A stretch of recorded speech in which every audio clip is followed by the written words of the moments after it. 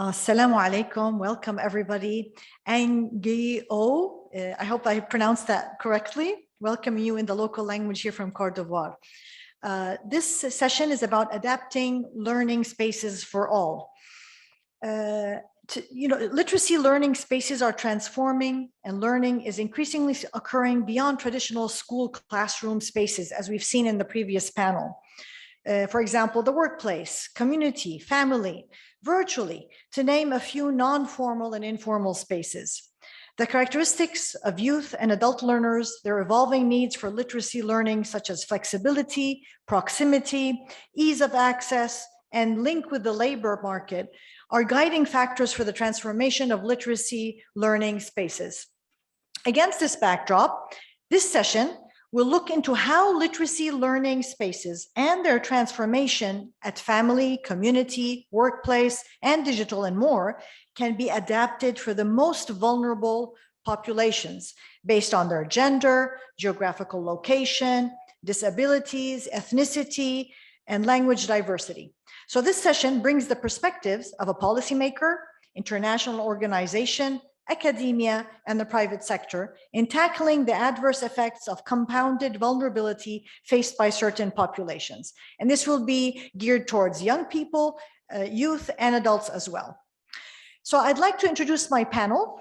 First of all, I'll introduce myself. My name is Rana Dajani. I'm a professor of molecular biology and a jury member for the International Literacy Award and a laureate awardee from 2017 for the program we developed called We Love Reading. I will invite to the stage, in place of Her Excellency, Madame Touré, Diane, who could not be here, we have with us Mrs. Awa Silla, who is the Technical Counsel for the Ministry of Women, Family, and Children in Côte d'Ivoire. Please come to the stage. Let's give her a round of applause.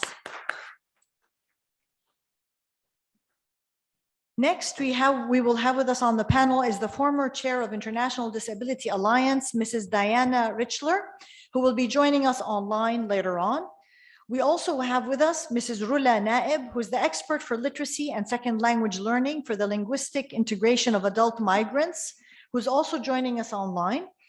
And we also invite to the stage Mr. Martinez, who is the president of the Kumoontun Association, who will be joining us here on the stage.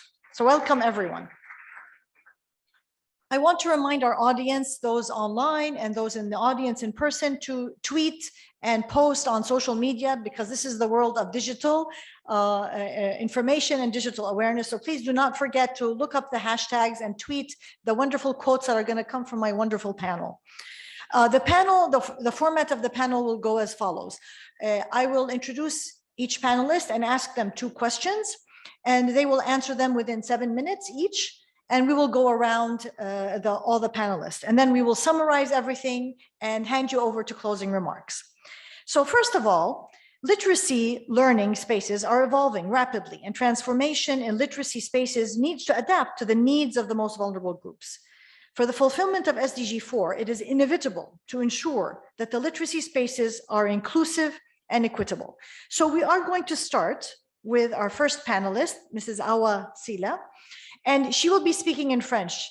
And so this panel really is the most complicated one, because we have somebody speaking in French and English and Spanish, and half are online and half are in person. So hopefully we will be able to take this challenge together with me as well.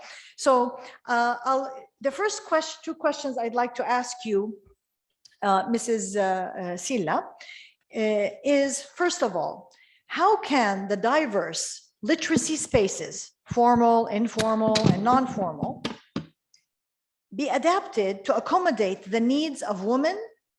And what are some policies and best case practices that you would like to share with the other members of state and listeners to adapt the literacy learning spaces for women? So that's the first part. The second part, what are the challenges in implementing inclusive literacy learning spaces, and how can various stakeholders designing these spaces tackle them? And you have 7 minutes. The floor is yours.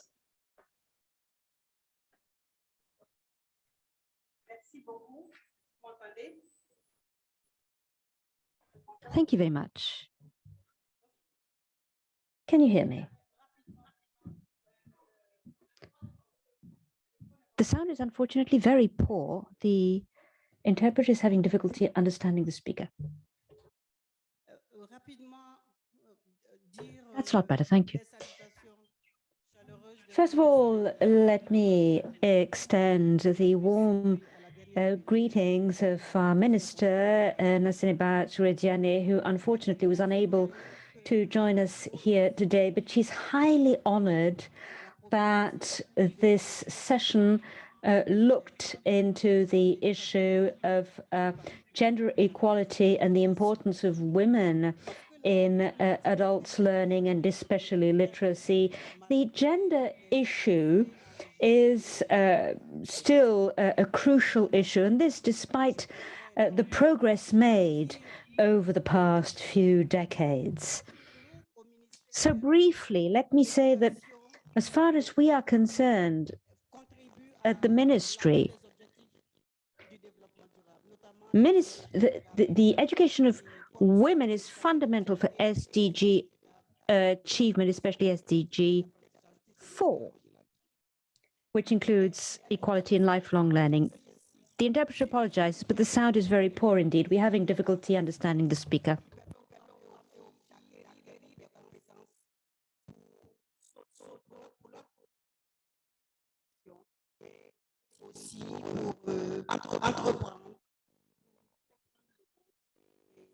Affirmé. Voilà. Donc, sur cela, le pays a très tôt mis en place les foyers féminins dès avant même les indépendances et qui ensuite sont devenus les IFEF, So we started working since before independence on developing institutes for training women and girls. And these institutes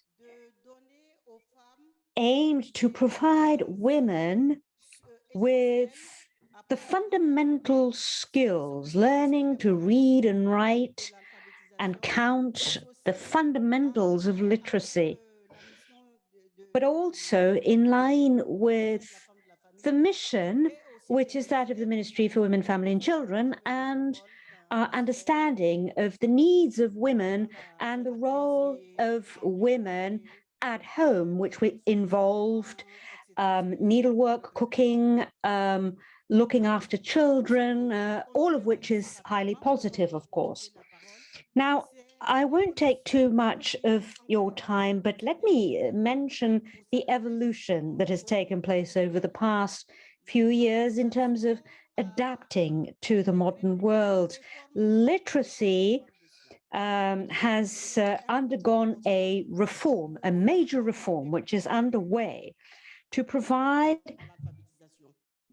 content to our literacy learning. Of course, we need to continue the good learning practices that we've had and the aims that we've had over the years, but we also need to adapt today by integrating the realities of life today.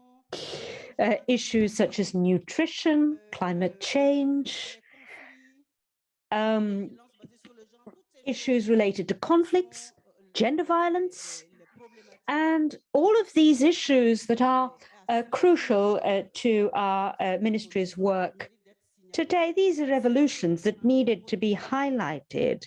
We've also introduced digitalization with a partnership with telephone companies and especially mobile phone companies. I'm not sure whether I can mention Orange, but we have contacts with these important institutions to not only provide courses for reading and writing, but also to learn management, accountancy, simplified accountancy, because our target is also women's associations. We have many women's associations in Côte d'Ivoire. This is a wonderful opportunity to be in contact with these women's groups to teach them to read and write, but also to adapt to their own strategic aims. And this is what we're doing as well.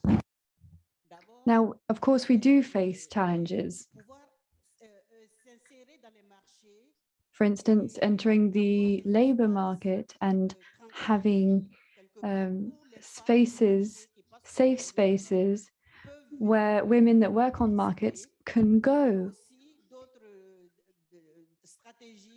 Also, we need other strategies to reach out to communities and villages to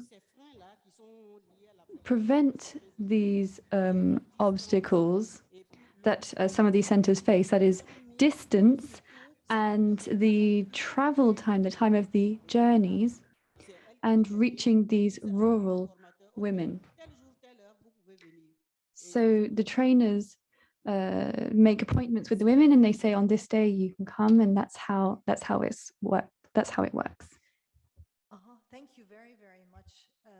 Very interesting initiatives that you're doing here in Côte d'Ivoire, and the challenges that you mentioned are very important. I think I want to highlight one thing you said, which is that we need to take into consideration the realities on the ground, and we can't force things. We need to integrate and we need to adapt, and that is very important. And it's a whole new strategy of addressing these issues. It's systems change, because rather than forcing something, we're saying, no, let's take a minute, let's take back, let's understand the community and work together, co-design, to find solutions that make sense, taking into consideration the local needs.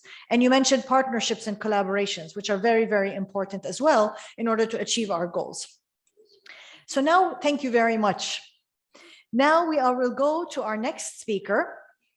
And our next speaker is the former president of International Disability Alliance, Mrs. Diane Richler, who will join us online, and she will be speaking in English.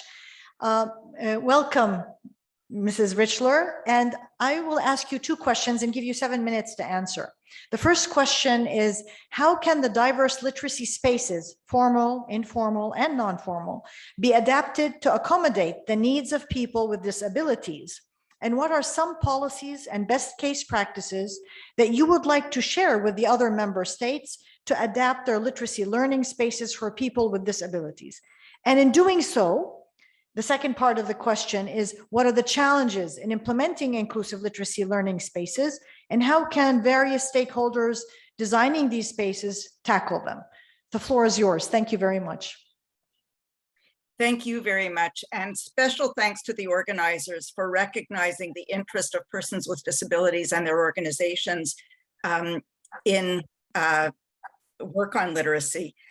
For those of you who don't know us, the International Disability Alliance is a network that brings together over 1,100 organizations of persons with disabilities and their families throughout the world. We represent over 1 billion people with disabilities. So the United Nations identifies 15% of the population as persons with disabilities. So if we're thinking about literacy being available to everyone, certainly persons with disabilities are an important target group. And also worth mentioning is, of course, that Sustainable Development Goal 4, which has been referred to, is to achieve inclusive, equitable, and quality education. So inclusive of everyone. And the Convention on the Rights of Persons with Disabilities, which almost every country in the world has ratified, specifically talks about the need for state parties to ensure an inclusive education system at all levels and lifelong learning. So it was really good to hear all the references to lifelong learning, because that's an important part. I think it's worth mentioning when we talk about literacy for persons with disabilities that that doesn't only include the traditional reading and writing, but it also includes listening. It includes following or speaking sign language or communicating in sign language and other forms of alternate communication, as well as the more traditional reading, writing, and spelling. In terms of the specific questions that the chair asked me, I think that the biggest challenge for persons with disabilities is that they need to be accepted. There needs to be a recognition that people with disabilities belong in spaces along with their peers. So First of all, there are different disabilities.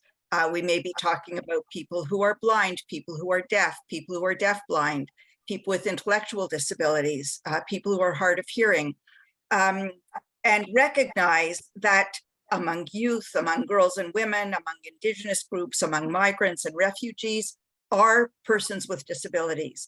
And so in literacy programs for all of those groups, we have to make sure that persons with disabilities are not excluded.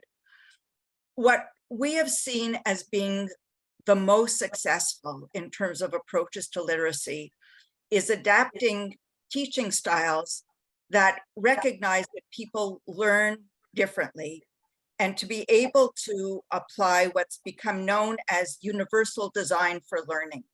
In the same way that we've learned about how to make physical spaces accessible by building ramps, by having large signage, we also need to have teaching methodology designed universally so that people who learn in different ways have the opportunity to be able to learn. And that often means promoting cooperative learning by grouping students together, encouraging peer support. But one thing that's really critical is that if spaces don't expect people with disabilities to participate, then they won't plan for accessibility. If they expect that 15% of their target are going to be persons with disabilities, then they will adapt their teaching methods accordingly. And what we've learned is that as spaces, teaching spaces, learning spaces, learn to adapt for persons with disabilities, they tend to provide a higher quality education for all. In terms of your second question, I think the biggest challenge that we face is discrimination. The lack of the recognition of the rights of persons with disabilities and very low expectations. For example, often because people don't have traditional ways of communicating, there are expectations that they don't have the intelligence to be able to do it. The fact is that capacity can be very different and people can learn to communicate in very different ways. There were some excellent examples mentioned in the earlier sessions, both from Ecuador and from China, in recognizing that persons with disabilities have to be part of the overall planning. And I think it's really important to consult with organizations of persons with disabilities to get their input on how to make sure that they're not excluded. I'll just mention a few very specific issues in my remaining 2 minutes. First of all, for people who are print disabled, that is people with visual problems, really important to ratify the Marrakesh Treaty to make sure that, because that allows for sharing of books and overrides certain copyright laws and makes more materials available. Happy to hear about the Global Book Alliance, but really important to increase the number of books in accessible formats for people. For people who are deaf and deafblind, focusing on the acquisition and ongoing development of language skills, sign language, both visual and tactile, and making sure that there's recognition of the national sign language as an official language. So when we talk about language and literacy, sign language has to be a part of that. For people with intellectual disabilities, we need to make sure that teachers are prepared to and expect to have diverse learners. And research shows that better literacy skills are achieved when people with intellectual disabilities are included in regular education rather than segregated. And finally, for people who are hard of hearing, using alternate communication such as gestures, drawings, images, trying to have the acoustical environment as good as possible, and where technology is available to use hearing aids, cochlear implants, and speech-to-text technology. So overall, expect people with disabilities to be among those people who want to improve their literacy skills, be prepared for them, and be prepared to adapt the available environments to make sure that they can participate. Thank you very much. Thank you very, very much, Diane, for actually summarizing your 7 minutes so concisely in your last 30 seconds. Thank you very, very much. And I'm sure there were a lot of messages that were direct that people can pick up and implement immediately within their different spaces as they design, as they evaluate, and as they interact and develop relationships and collaborations with different members of society and different stakeholders. Now we go to our third speaker, and I invite, she will be online, Dr. Rola, Naeb, who is the expert for literacy and second language learning for the linguistic integration of adult migration. Welcome. We have you on. Yes, nice to see you. So we will ask you two questions. First, how can diverse literacy spaces, formal, informal, and non-formal, be adapted to accommodate the needs of refugees, internally displaced peoples, and migrants? And what are some policies and best case practices that you would like to share with the other member states to adapt the literacy learning spaces for this group? The second half, or the second question, is what are the challenges in implementing inclusive literacy learning spaces, and how can various stakeholders designing these spaces tackle them? You have 7 minutes. The floor is yours. Thank you. Thank you very much, and I trust that you can all hear me quite well because there was an echo earlier. Thank you very much for the organizers, and I'm really glad to be with you here today. I'll introduce myself. My name is Rola Naeb. I'm an academic. I'm a senior lecturer at Northumbria University in the UK, and at the same time, I'm also like a researcher and trying to influence policy on migration and how adult refugees in particular learn languages. So I think, as has been echoed by many of the speakers today, the number of refugees, internally displaced persons, and migrants has grown significantly over the past decade due to increasing conflict, globalization, but also natural disaster. And given the number of learners that 771 million people all over the world who lack basic literacy skills, some of the people who are displaced, some of the migrants, which are around estimated around 82.4 million in the latest stats, they arrive in the host countries, in their final destination countries, without or with very limited literacy in their first language. So these learners are unique, and that's why I'm focusing on the learning spaces for this particular group of learners, which often are referred to as literacy, education, and second language learners, LASLLA learners. So these learners face a complex and demanding task of learning the language of the host country or the second language, sometimes the third language for them, but at the same time acquiring literacy. So learning how to read and write for the first time ever in their life. Or even if they are able to do it, they've got very limited literacy or education skills, and they're trying to develop their literacy skills at the same time as their language. And we can all agree that this is quite a demanding task. Given the number of refugees as well, access to inclusive, high quality kind of learning opportunities is not always adequate, is not always there. And I think one of the main kind of when we're talking at the second part in terms of what are the best practices, what can we do in order to adapt the learning spaces for these learners, there are so many things that we can do. And the first one is to recognize that their needs are different. We cannot expect a learner who is highly educated in their first language or in more than one language, who has been to school, has learned how to guess the meaning of a word from a text, rather than just a person who's meeting or who's exposed to print materials for the first time, to perform and to progress in their language learning at the same level. From research, we know that this is not the case, and sometimes these low literate learners, they might take up to 6 times more.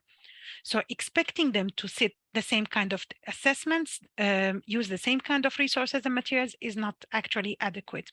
So the first thing I think we can do in order to adapt the learning places for the needs of this vulnerable group of migrants is high quality instruction that is tailored, individualized, based on research, and meets the needs of these learners.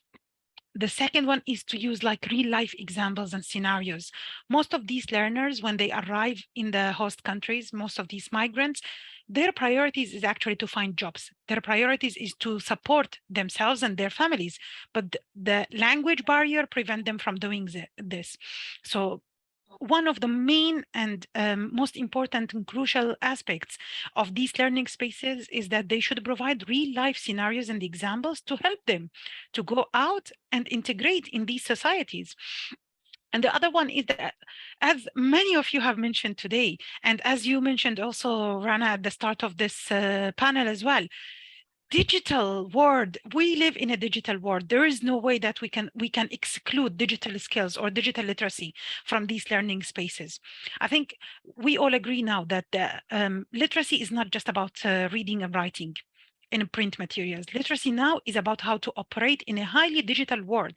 So digital literacy should be part and essential element of these kind of learning spaces for these learners in order to equip them to operate in these highly digital societies. So this is kind of like briefly what can we do in order to adapt the learning places for the needs of these migrants.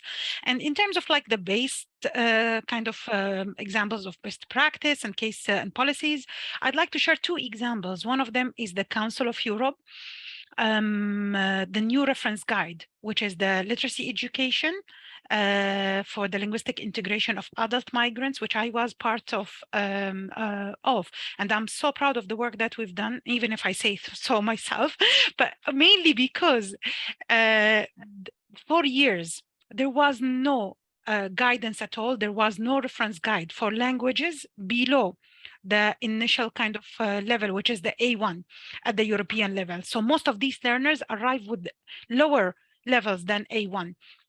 And this new reference guide is targeted to educators, assessment, policymakers, test writers, in order to help them to enhance the learning opportunities of these learners by providing can-do statements that could be taken in order to design materials, tests, although we don't encourage tests for that would exclude and marginalize these learners more as well, and produce materials to meet the needs of these learners. The other example that I would like to share is also the digital literacy instructor platform, which is actually featured in the new publication by the UNESCO Institute of Lifelong Learning as one of the case studies about leveraging technology for migrants and displaced people. And this is mainly kind of like materials that are tailored to the needs of these learners. They focus on a grapheme, phoneme correspondence, so learning how to sound, how to read, particularly how to decode words in order to be able to start reading for the first time, but without using, for example, kids materials that are usually used in classes for these learners. So focusing on their context, adult context, but also the learning aspect. And in terms of your second question about like the challenges and what we could do as stakeholders, I think one of the biggest challenges is the lack of data in order to understand the nature of the problem, the scale of the problem. So I think the first thing is that we need to recognize that the needs of these learners are different, that the way they should be taught is different. And once we recognize that there are differences, then we need to work on meeting these needs. In order to meet these needs, I think one of the most important things is to acknowledge that these learners, yes, they're not literate in their first language or they're low literate in their first language, but they do bring with them wealth of real life experiences, sometimes 2 or 3 languages, oral languages. Some of them, they speak 3 oral languages. So they do come with a huge, intensive kind of experience and resources that could be used in the classroom in order to enhance this kind of learning, or outside the classroom. We're talking about like formal and informal as well spaces. So the second one is like also access to resources that are tailored to them. helping, supporting the stakeholders, the materials designers on this. But most importantly is also changing policies, because policies don't take into consideration the needs of these learners. Most countries, most European countries, they require these learners to take a language test after 5 years of being here, of being in the host countries, in order to be able to access citizenship or full access to the societies. But most of these learners are not able to do this when they arrive, and they have to learn the language and the literacy at the same time. So I think we need a change also in policy in order to provide better opportunities. And I think finally, just like all the research or the review and the work that has been presented today, it all shows that in order to have this equitable, inclusive, quality education and opportunities, all of these stakeholders need to work together in order to meet the needs of these target learners and all of the other learners that have been mentioned and like discussed today. Thank you very much, Dr. Rola. And actually, you carried on the discussion, carrying on the theme, which I'm seeing in all the speakers, which is shifting how we perceive people around us. That's very important in our own mindset, and then translate that shift into policy, so that we can really support and help, and that makes for a better education for all. Lastly, I call our last panelist, Mr. Marco Martinez, President of the Kumoontun Association. I'm going to ask you two questions. You can have the mic. The first question is, how can the diverse literacy spaces, formal, informal, and non-formal, be adapted to accommodate the needs of indigenous groups? And what are some policies and best case practices that you would like to share with the other member states to adapt their literacy learning spaces for this group? And what are the challenges in implementing inclusive literacy learning spaces for that group? And how can various stakeholders design these spaces to tackle them? You have 7 minutes. The floor is yours. Dios kuho israda pa ananyihomada kohayidem niñamiuk. Muchas gracias. Dije unas palabras en mi lengua. Thank you. I gave you a few words in my language. I speak Ayuk, and then I spoke Spanish. Spanish is in fact my second language. I'm really glad this panel is very diverse. Before answering the questions, I'd like to give you a bit of context to tell you a bit about my people. And so my language is Ayuk. There are 68 language groups in Mexico and 364 native languages. They all are in different situations, they're in different contexts and states. However, there is one thing that they share, and that is a historical element. And that is that, for instance, my parents and grandparents speak Ayuk, but they learn to read and write in Spanish. And this happened through a very violent process with physical and psychological damage, because they were forced to speak Spanish. My grandmother, for instance, can read Spanish, but she doesn't understand what she's reading because her language is the Ayuk language.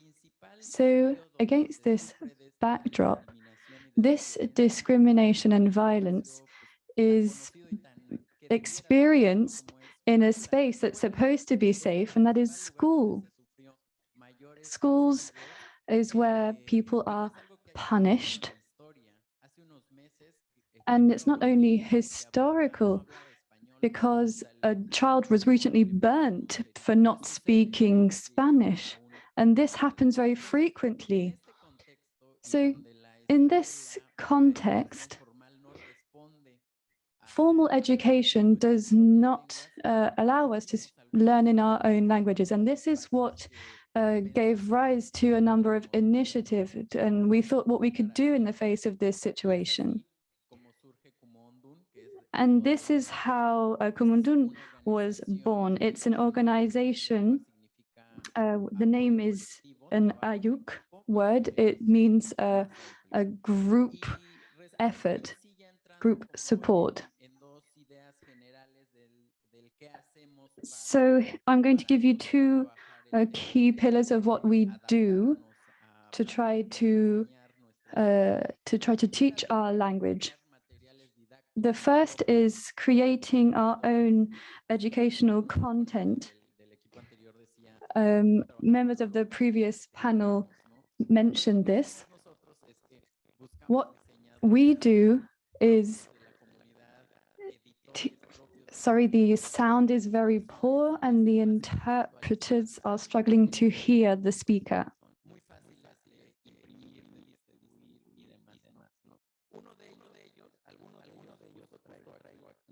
Son materiales hechos por nosotros y únicamente los mandamos a imprimir, vienen en bilingüe, pero no en español, es decir, dos lenguas indígenas, de tal manera que lo que queremos mostrar es esta diversidad, ¿no?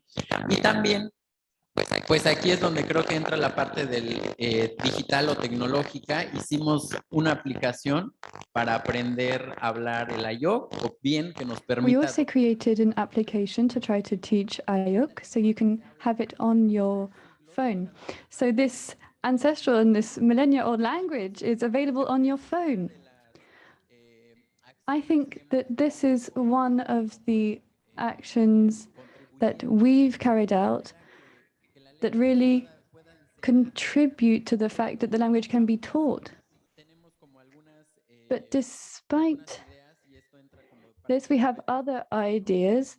I'm going to talk about the challenges later, but these spaces, as we keep saying, are not, these learning spaces are not only in classrooms.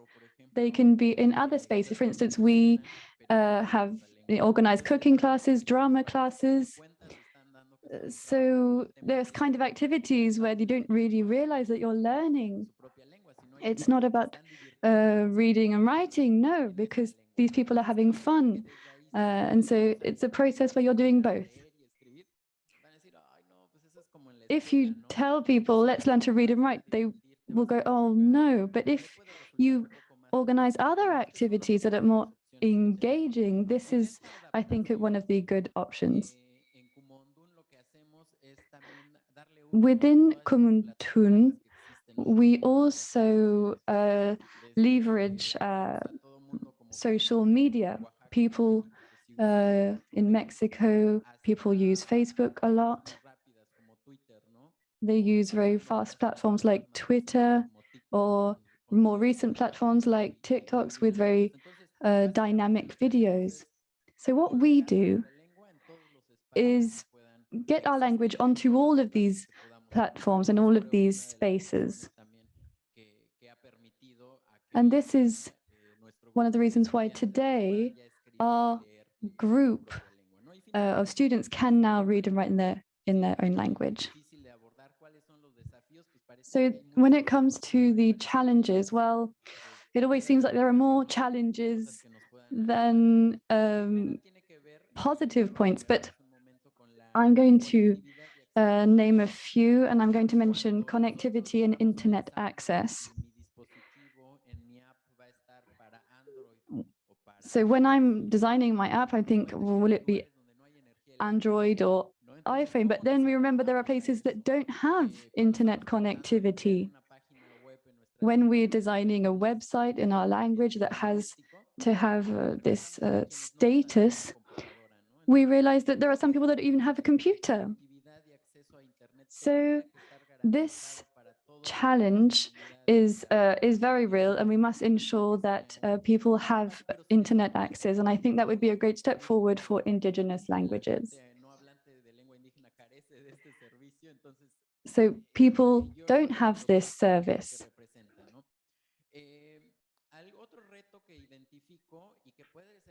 So there's another challenge also that we have identified, but we have great hopes on this count. In view of the great diversity of languages we also have a great diversity of situations and contexts. And so ideally, we should be able to carry out linguistic diagnosis to understand the specific situation of each language and start from there in our activities and actions so that they are adapted to each situation. And spaces for use, that is a very interesting challenge. many of our groups have been working on this issue because, at least in Mexico, we get the feeling sometimes that indigenous languages are spoken only at home. But yes, you can speak them on YouTube, on television, on radio. This is the challenge. We would ideally want to expand that as much as possible. And another challenge that we meet every day is discrimination and racism against those who speak indigenous languages. So today we can say it's wonderful that we have an app to learn an indigenous language, but when we share this on social networks, we also have rejection. Why these languages? Nobody uses them. Why don't you learn a different language, a foreign language? And this is always a little problematic. On social networks, we also observe a number of stereotypes vis-a-vis our languages. Recently, somebody said, what do you publish on Twitter? Is it the same as we publish? And I said, well, why should there be a difference? And I said this joking. We use rock engravings on Twitter. So this was a sort of joke in response. But I think this is a very serious issue because this is a comment in the virtual world, but it happens in real world. I was telling you about this child who spoke Tomillo, an indigenous language rather than Spanish, and who was burned a few months ago. And this is racism, this is discrimination. So generally speaking, these are the challenges that we have identified so far, and we have a number of friends in different groups that have also contributed to this reflection as to what else should we do, how should we move forward from here. So generally speaking, these are some of our proposals, and these are some of our very serious challenges that we also encounter. Thank you. Thank you very, very much. I am so inspired. I think this panel is the best panel of the day. I don't know if you agree with me or not, because we've heard from people on the ground, from practical experiences on what is happening and practical recommendations and advice on what we can do. I'm going to download that app and I'm going to learn a few words of yoke today and tell my kids about it. And I think you mentioned something else, which is youth. It's the youth who will work with social media, who'll bring these languages back to life and use them in everyday life and everyday work, because they set the trends for the future. They are the future influencers. So thank you for that. So to wrap up, I'm going to summarize this fantastic panel in 1 or 2 minutes. I just want to give some broad strokes for people to go home and do something about it. And what I've realized from everybody I've heard, whether it's about women or in disability population, or refugees and displaced people, or indigenous people, which, by the way, we are part of all those communities. We're women, or we have immigrated or moved, changed countries, or we have a disability of some sort, because who said, what is normal? What is normal? I'm a biologist. There is nothing called normal. We all need to learn from each other and help each other, or we're all indigenous. We have our local language that we speak, that we grew up with. So to adapt, what I see is that what we need to do to go forward, to regain these spaces, we need to adapt and integrate everyone we know, right? And that means we need to redesign. And if we're going to redesign, we need to shed all the old frameworks and come up and be creative to create new frameworks. But this means we need systems change, and we need to be bold, and we need to be courageous, because it means you're destroying something old, and people don't like change. That's why we need youth. And it can happen. Believe me, it can, if it's built on trust. We need to trust each other. And that's where these stereotypes should go away. We need to empathize. And we need to celebrate this diversity. I'm a biologist. We can only survive together in this globe for the future if we all celebrate everyone's diversity as very important to go forward. And I invite you to continue this conversation, by the way, about transforming education in New York on September 17, where there'll be many panels, many online, talking about many reports, and I'm going to just mention a new one that came out about how do we use local examples, social entrepreneurs on the ground, to change how we do education from the ground up, not just from the top down. So I encourage you to follow that. So giving, and I'll end with giving that transforming education requires collaborative efforts. It also requires transforming ourselves to recognize our biases and work together to create learning ecosystems where learners are thriving as co-creators on this journey of learning. After all, the learners of today are the hope and leaders of tomorrow. Thank you very much. Let's thank our panelists and thank our audience. And now I give the floor to Mr. Hervé Huth-Marchard to give our closing remarks so that people can go and have dinner. Thank you.